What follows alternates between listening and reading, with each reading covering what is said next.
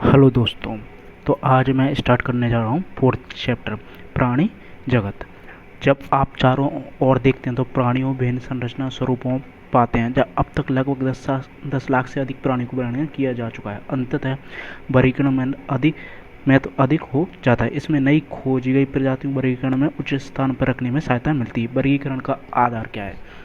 प्राणियों में संरचना और आकार भिन्नता होती है। उनकी कोशिका व्यवस्था, शारीरिक सम्मति, प्रज्ञा प्रगति, पाचन तंत्र, परिसंचरण, जनन तंत्र की संरचना को आधारभूत समानताएं पाई जाती हैं।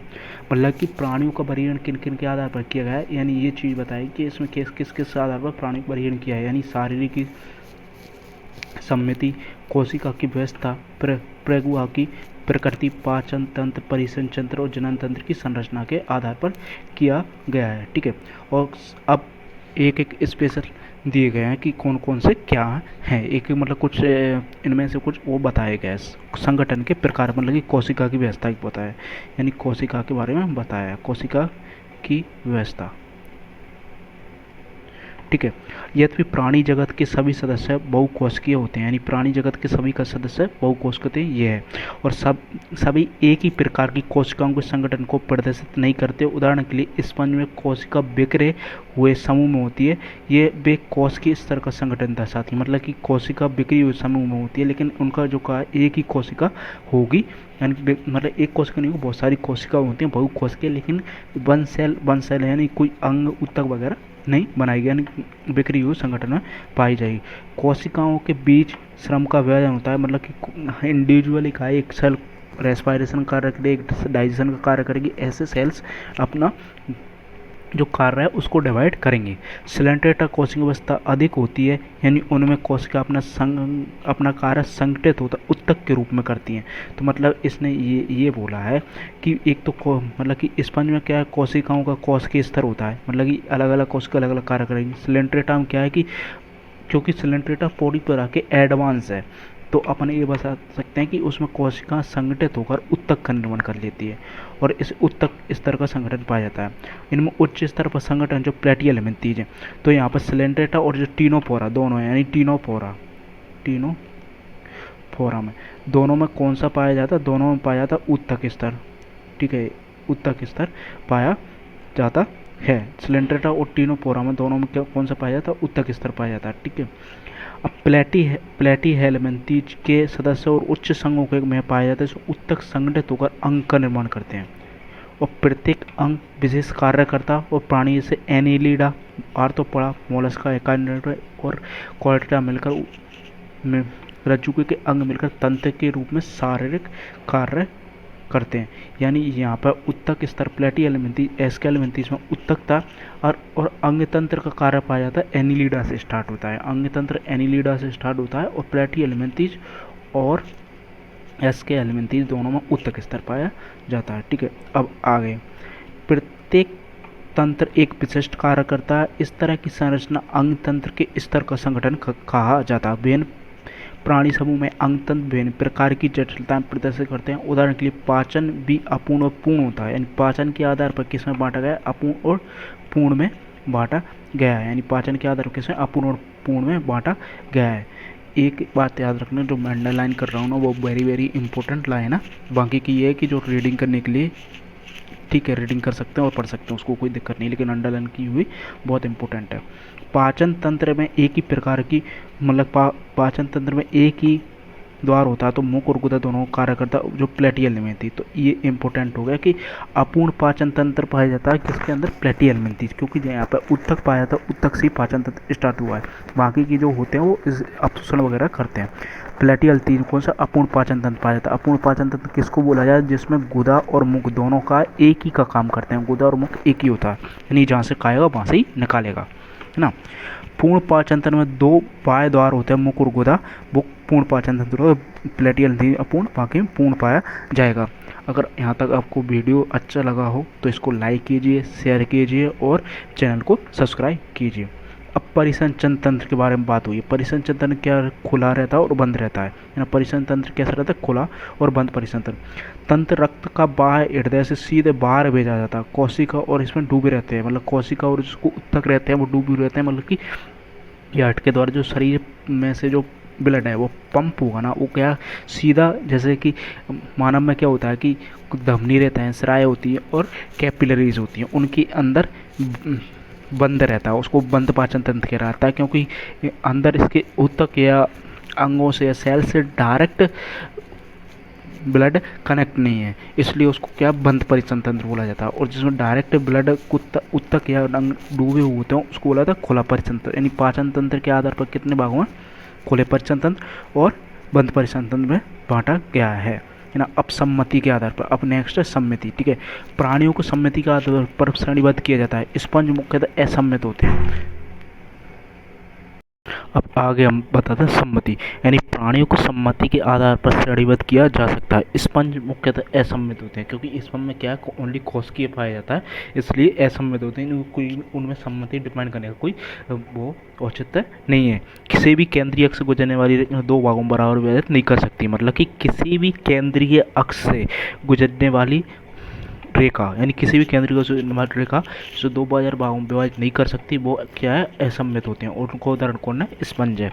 जब किसी भी केंद्रीय अक्ष से गुजरने वाली रेखा प्राणी के शरीर को दो समरूप भागों में विभाजित करती है तो उसको अरीय सम्मिति कहते हैं। यानी मतलब कि ये अरीय सम्मिति ये है, जैसे कि कोई एक बॉल हो, एक बॉल को तुम कहीं से भी डिफाइन कर लो कि वो बराबर भागों में विभाजित हो जाएगी। यानी एक अगर तुम सर्किल बनाओ, उस सर्किल को चारों अक्षों से, यानी किसी भी अक्ष से काटो तो समान भागों में विभाजित हो जाएगा, तो उसको बोला था अरीय सम्मिति। इसलिए क्या है, यानी जो अरीय सम्मिति वो होती है कि किसी भी अक्ष से अगर उसको समान भागों में बांटो तो सभी भागों में एक समान बढ़ जाएगी, जिसमें तीनों स्लेंटेटा, तीनों फेर आते हैं और इकाइनोडर्मेटा का वैक्स रूप आता है, वैक्स। ठीक है, वैक्स रूप। और अगर इकाइनोडर्मेटा का अपन वो बोलें लार्वा अवस्था, उसमें क्या पाया जाता है, उसमें दीपा समिति पाई जाती है। और इसी प्रकार गुजरने वाली दो समरूप दाएं और बाएं भाग में बांटती है। मतलब कि इसमें ये है कि यहाँ पर एक ही रेखा है, एक ही अक्ष है, मतलब कि एनेलिडा से लेके बाकी सब बचे उनको द्विपार सममिति कहते हैं। मतलब कि एक ही लाइन है जो बराबर दो भागों में बांट सकती है। अगर किसी और लाइन से इसको काटते हैं ना तो वो बराबर भागों में नहीं बांटेगी। तो ये हो गया द्विपार सममिति। यानी सम्मिति के आधार पर कितनी चीज़ हो गई, एक तो असम्मति हो गया, एक अरीय सम्मिति हो गया और द्विपार सम्मिति, यानी तीन सम्मिति हो गई। कहाँ से कहाँ तक है ये ध्यान रखिए। यानी असम्मित का होता है स्पंज के अंदर होती है। ठीक है, सिलेंट्रेटा, टीनोफोरा और इकाइनोडर्मेटा का वैक्स, यानी ये हाथ ऐसे ही रखिए, सिलेंट्रेटा, टीनोफोरा, इकाइनोडर्मेटा का वैक्स, तो वो अरीय सम्मिति वाला होगा, बाकी बचे हुए द्विपाद सम्मिति वाले होगा। और डायग्राम याद रखिए, क्योंकि डायग्राम ये है कि डायग्राम ये दे दिया तो ये क्या पूछेगा, अरीय सम्मिति पूछ लेगा। और डायग्राम ये देखिए तो ये किस सम्मिति, द्विपाद सम्मिति है। अब आके द्विकोरिक त्रिकोरिक संगठन, यानी एक्टोडर्म, एंडोडर्म, मेसोडर्म की उपस्थिति और ना उपस्थिति के आधार पर है। यानी जिन प्राणियों में कोशिकाएं दो भ्रूणीय स्तरों में व्यवस्थित होती हैं, जिसमें बाहर एक्टोडर्म पाया जाए और अंदर की तरफ एंडोडर्म पाया जाए, तो उनको द्विकोरिक कहते हैं। यानी एक्टोडर्म और एंडोडर्म यानी दोनों उपस्थित हैं, मतलब कि ओनली एक्टोडर्म और एंडोडर्म उपस्थित है, उसको द्विकोरिक बोला जाता है। जैसे सिलेंट्रेटा, वे प्राणी जिनमें सिलेंट्रेटा इसका उदाहरण है। यानी द्विकोर की प्राणी कौन सा, सिलेंट्रेटा। यानी द्विकोर की यानी एक्टोडर्म और एंडोडर्म है, वो द्विकोर की प्राणी, जिसमें उदाहरण सिलेंट्रेटा। यहाँ पर स्पॉन्ज सिलेंट्रेटा से स्टार्ट क्यों हुई, क्योंकि स्पॉन्ज में ओनली पोरकिया पाई जाती है, यानी ओनली सेल पाई जाती। तो सेल में त्रिकोर की क्योंकि उनमें सेल मेम्ब्रेन नहीं होती है, उसमें कोरकी का कोई वो नहीं है ना, तो उसको बोला था द्विकोर की। वे प्राणी जिनमें भ्रूणीय तीन भ्रूणीय स्तर पाया जाता है। तीसरा कौन सा होता है, जिसमें एक तो होता है एक्टोडर्म, एंडोडर्म और बीच में मेसोडर्म, उसको ट्रिप्लोटिक बोला जाता है। प्लेटी हेलमिन्थेसिस से लेकर बाकी जो सभी हुए हैं वो का त्रिकोर की, यानी जिनमें एक्टोडर्म, एंडोडर्म और मेसोडर्म तीनों पाए जाएंगे ना, वो है प्लेटी हेलमिन्थेसिस से लेकर आगे सारे ना, वो सारे बचे हुए उसमें आ गए। अब यहाँ पर एक याद रखना कि ये इसमें कहा त्रिकोर की द्विकोर की तो होना है, यानी द्विकोर की को मतलब कि एक्टोडर्म और एंडोडर्म को होना। ठीक है, और त्रिकोर की में क्या है, एक्टोडर्म, एंडोडर्म और मीजोडर्म तीनों कोना ये एक, लेकिन यहाँ पर ये नहीं बताया गया है कि इसमें कौन सी होगा कि नहीं होगा, मीजोडर्म किस हिसाब से व्यवस्थित होगी। अगर देख तो बाय यानी एक्टोडर्म एंडोडर्म ये याद रखिए, और जो बीच में जो क्या मीजोग्लिया है ना, तो ये मीजोग्लिया अगर खाली स्थान पड़ा तो मीजोग्लिया, इसका भी एक देखेंगे अभी आगे, देखते हैं क्या इसका वो है ना, कि आप किस हिसाब से किस चीज़ को बांटेंगे। प्रेगुआ सीलोम यानी शरीर की भित्ति आर नाली के बीच में गुआ की उपस्थिति और अनुपस्थिति वर्गीकरण का मुख्य आधार है। मेजोडर्म से आच्छ शरीर को गुआ को प्रेगुआ कहते हैं, मतलब कि मेजोडर्म अगर दो भागों में है तो उपस्थित तो उसको प्रेगुआ कहते हैं। इसमें युक्त प्राणी को प्रेगुए की कहते हैं, और एनाइलिडा से लेकर कॉर्टेटा तक के उनको बोला था प्रेगुए का, यानी मेजोडर्म के दो स्तर पाए जाते हैं, विसरल और पैराइटल। ठीक है, कुछ प्राणियों में ये मुख्य मीजोडर्म से आच्छादित नहीं होती, बल्कि मध्य मीजोडर्म बाह्य त्वचा अंतर त्वचा के बीच में बिखरी हुई थैली के रूप पाया, इसको कूटगोई सीडो सिलोम बोला जाता है। याद रखिए, यानी मीजोडर्म आच्छादित नहीं होती, यानी यहाँ बाह्य त्वचा बिखरी हुई थैली के रूप में, ये याद रखना, बिखरी हुई थैली के रूप में, तो उसको कूटगोई कहते हैं, जो एस्केलेमेंथी जो पाई जाती है। लेकिन यहाँ याद रखना कि त्रिकोणिक इस तरह कहाँ से स्टार्ट हो जाता है। मीजोग्लिया किस में पाई जाएगी, तो मीजोग्लिया पाई जाएगी प्लेटीहेल्मिन्थीज के अंदर, और यहाँ कूटगोई एस्केलेमेंथीज, तो ये कूटगोई के वाला किसका है, एस्केलेमेंथीज, क्योंकि ये थैली समान पाई जाती है मीजोडर्म। ठीक है, तो ये एस्केलेमेंथीज में अगर ये पूरा का पूरा रेड होता कौन सा, तो किस स्ट्रक्चर में चला जाता, प्लेटीहेल्मिन्थीज में चला जाता है। और यहाँ पे ये कूट गया है, सीडोसिलोम बोला जाता है इसको, ये क्या है, कूटगोई की मतलब कि एस्केलेमेंथीज। ठीक है, और बाकी की प्रेगुआ उपस्थित नहीं होती, यानी एगोई की होती है प्लेटीहेल्मिन्थीज, यानी कि इसमें क्योंकि उसकी जो मीजोग्लिया बोला गया, तो मीजोडर्म कितने भागों में बटी नहीं होती कि दो भागों में बटी हुई नहीं थी, मतलब कि पैराइटल विसरल नहीं बनाई, तो उसको क्या बोला है, एगोई की है, तो क्योंकि वो है नहीं, तो जो प्लेटीहेल्मिन्थीज का उदाहरण है एस्केलेमेंथीज में कूट थैली रूप संरचना, उसको सूडोसिलोम बोला जाता है। जो प्रेगुआ यानी एक अंदर की तरफ हो गई विसरल लेयर और बाहर की तरफ पैराइटल लेयर।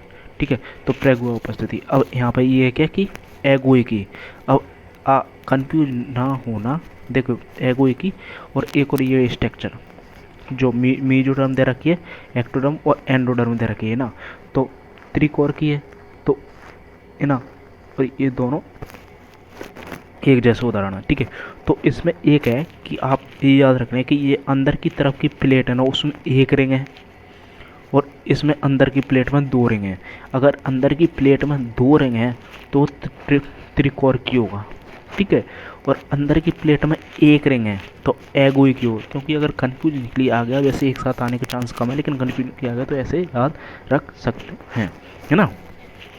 अब आगे, अगर अभी तक मेरा वीडियो अच्छा लग रहा हो और आप देख रहे हैं तो उसको पूरा देखिए, और जो भी चैप्टर मैंने पिछले डाल दिए उनको भी देखिए, मेरे चैनल को लाइक कीजिए, मतलब मेरे चैनल सब्सक्राइब कीजिए, वीडियो को लाइक कीजिए, है ना। और अब आगे खंडीय सेगमेंटेशन, यानी कुछ प्राणियों में शरीर बाह्य तथा आंतरिक दोनों और श्रेणीबद्ध खंडों में विभाजित किया जाता है, जिसमें कुछ एक अंगों की कृमि की पुनरावृत्ति होती है। इस प्रक्रिया को खंडीभवन कहते हैं। उदाहरण के लिए केंचुए में शरीर का विखंडी खंडीभवन पाया जाता है, जिसको विखंड अवस्था कहते हैं, यानी केंचुए का जो शरीर होता है ना, उसमें बहुत सारे खंड पाए जाते हैं, है ना, तो उसको खंडीभवन कहा है। अब प्रेस्टर्ज यानी नोटोकॉट, सलाहकार रूपी प्रेस्टर्ज नोटोकॉट मीजोडर्म से उत्पन्न होती है। यानी पहला क्वेश्चन तो ये है कि मीजोडर्म सलाहकार रूपी जो मीजोडर्म से उत्पन्न होती है, नोटोकॉट किससे उत्पन्न होती है, मीजोडर्म से। यानी नोटोकॉट की उत्पत्ति का पहला क्वेश्चन आ जाता है कि नोटोकॉट की उत्पत्ति किससे होता है, मीजोडर्म से, जो भ्रूणीय विकास के समय पृष्ठ सतह पर पाई जाती है। और याद रखना कि भ्रूणीय विकास के समय किस पे, पृष्ठ सतह पर पाई जाती है।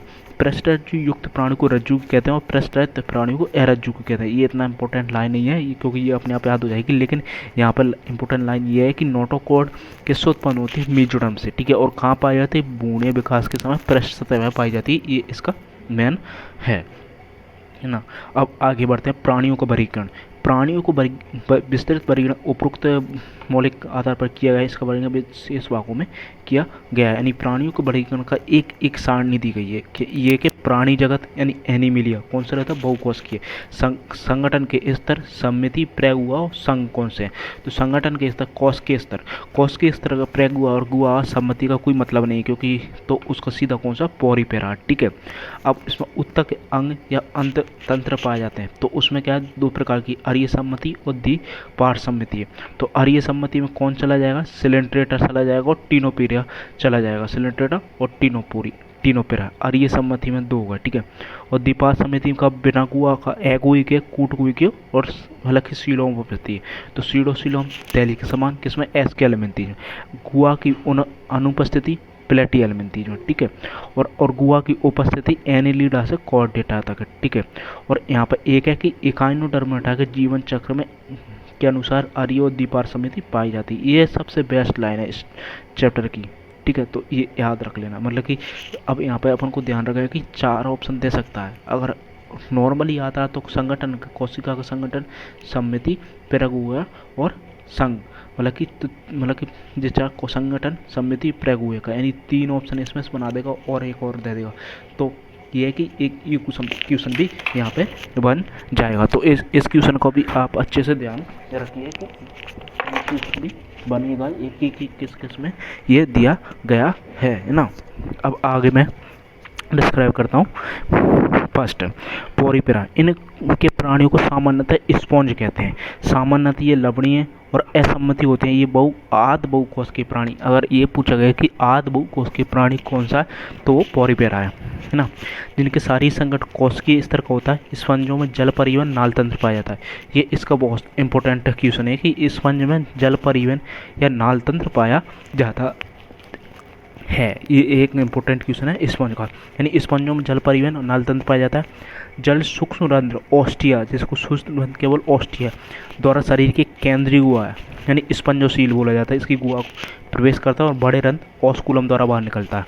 तो ये एक इम्पोर्टेंट लाइन है कि स्पंजों में जल परिवहन और नाल तंत्र पाया जाता है, जिसमें को सूक्ष्म क्षेत्र होते हैं, यानी छोटे क्षेत्रों को ऑस्ट्रिया बोला जाता है, जिनसे क्या होता है कि जल शरीर के अंदर प्रवेश करता है, और बड़े क्षेत्र जिनको ऑस्कुलम बुलाया जाता है उनसे जल बाहर निकलता है ना। जल परिवहन का ये रास्ता के और जो जल परिवहन का जो रास्ता है ना, वो क्या क्या काम कर रहा है, कहता है एक तो भोजन जमा करने का कार्य करता है ना, भोजन जमा करने का, श्वसन का, और अपशिष्ट पदार्थों को उत्सर्जित करने का कार्य करता है। तो मतलब कि ये जल परिवहन का ये रास्ता है वो 3 काम कर रहा है।